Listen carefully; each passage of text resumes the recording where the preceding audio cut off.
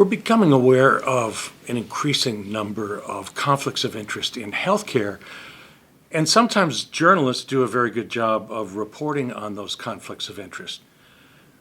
But there are also an increasing number of conflicts of interest on the part of news organizations or professional journalism organizations who accept money in the form of not just advertising, but sponsorship of the work they do. So they're news organizations taking money from the entities that they report on every day. So we're talking about pharma, drug companies, device manufacturers, and big hospitals and medical centers. So I find that troublesome. And why? Well, the problems hit the road. The rubber meets the road right here. That if big name, reputable news organization takes money from Miracle Drug Company or Miracle Medical Center, how can the public know that when we find out there aren't miracles, and worse, there's malfeasance, there's something wrong at the drug company or at the medical center, and the news organization is taking money from them? How can the audience know for sure that that news organization will report as vigorously as they would if they weren't taking money from that entity? There are harms that can occur, that the general public can be hurt, can be misled, if, to whatever degree, conflicted messages go through unfiltered through news organizations that accept money from sponsors. And a vested interest, conflicted interest message goes through to the public. Does that happen? You bet it does. I'd like to believe it is rare, very rare, but we can't know that, can we? So we need more transparency. And if there are even single-digit occurrences in a given time period, in a given year, I think that those single-digit occurrences are too much. No matter the reputation of the news organization, and in fact, possibly the more reputable the news organization that accepts such conflicted sponsorship money, the more reputable is the news organization, the more problematic is this deal, in that we tend to, I do put some of these news organizations and professional journalism organizations on a pedestal. They should be there for the good work that they do. But on that pedestal, we look up to them. And we look to them to set the behavior that is acceptable for others who are not on that pedestal. And I think I worry a lot about young journalists looking at that behavior and saying, oh, well, that's all right. That's all right for me to go back home to my little ABC newsroom, to my little newspaper newsroom, and if my management takes conflicted money from some healthcare entity for sponsorship, that's all right. And I don't think that it is. So we certainly know through the years, television news is well known for taking commercial content and disguising it as news.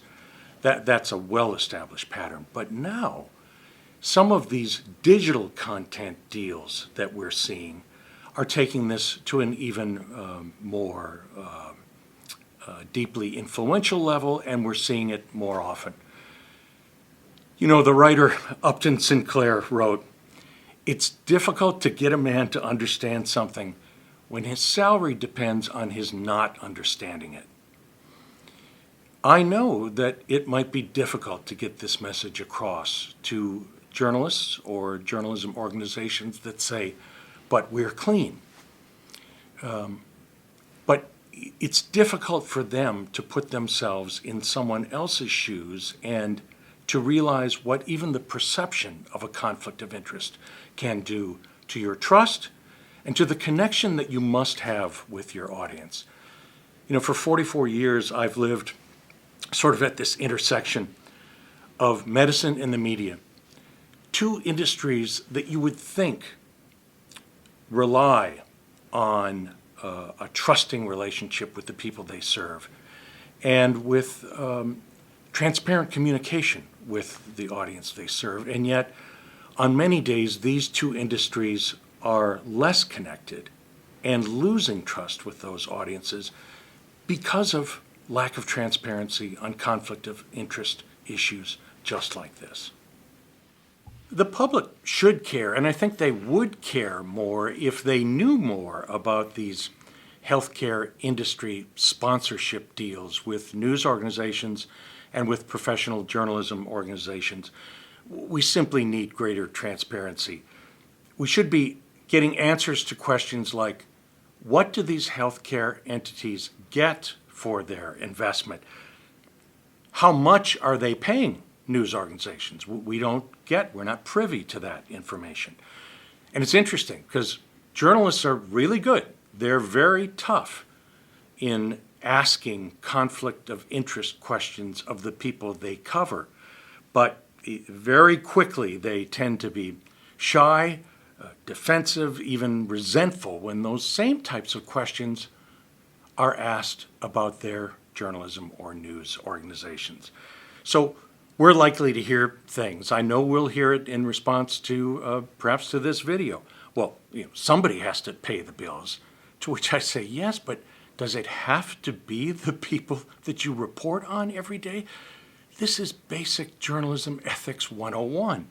I've also heard, well, would you rather that we just shut down and not cover healthcare news? Well, I have a couple of answers to that. First of all, that's simply a classic false dichotomy. This is not a matter of two ends of the spectrum where we either take conflicted industry money or we shut down. There are many other options in between, and I shouldn't have to tell the front office folks at news organizations what some of those other options are. But secondly, if that is a news organization's attitude that, well, we either need to take industry money or we're going to have to stop covering healthcare news, I say shut it down.